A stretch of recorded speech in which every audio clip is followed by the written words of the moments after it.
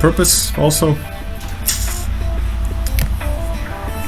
Open sacral. So people with a defined sacral have consistent sexual energy, consistent creative force, passion,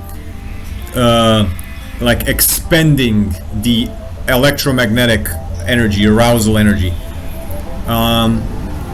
And people with open sacral, like me, like manifestors and like reflectors, so projectors, manifestors, and reflectors all have open sacrals, and only the generators have the defined sacral.